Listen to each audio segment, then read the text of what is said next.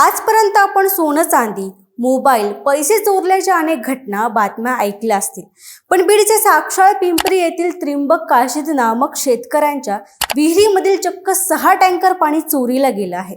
बीडमधील भीषण दुष्काळ आणि पाण्याची टंचाई खूप आहे. त्यामुळे त्रिंबक चंद्रभान काशीद या शेतकऱ्याने गेल्या 2 महिन्यांपूर्वी आपल्या शेतीतील 6 सरस असलेल्या विहिरीमध्ये 2.5 परस पाणी साठवून ठेवलं होतं. हे पाणी त्यांच्या गुराढोरांसाठी, त्याचबरोबर त्यांनी त्यांच्या शेतामध्ये 20 गुंठ्यांमध्ये आंब्याच्या लावलेल्या झाडांसाठी साठवलेलं होतं.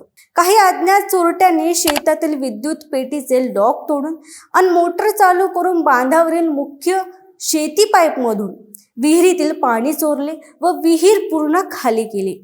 धक्कादायक बाब म्हणजे ते चोर एवढ्यावरच थांबले नाहीत. त्यांनी काही पुरावा पाठीमागे राहू नये म्हणून उर्वरित पाणी शेतात वाया घालवले. त्यांच्या शेतात पाण्याची चोरी झाली. ते शेतकरी 2 दिवस आपल्या नातेवाईकांकडे लग्नाच्या कार्यक्रमासाठी गेले होते. याचाच फायदा घेऊन हा प्रकार अज्ञात लोकांनी केल्याचा आरोप त्यांनी केला. समोरून कोणी मागितले असते तर त्याला निशुल्क पाणी दिले असते, असा सवाल विचारणाऱ्या त्या शेतकऱ्यांच्या डोळ्यात संताप होता. आता जनावरांना आणि झाडांना पाणी कुठून देऊ, आंब्याची झाडं आम्ही जगवायची कशी, असा प्रश्न विचारताना शेतकरी महिलेच्या डोळ्यात अश्रू उतरले. अशाच महत्त्वपूर्ण घडामोडींसाठी पाहत राहा सत्य पे सत्ता, म्हणजे थोडक्यात पण महत्त्वाचं.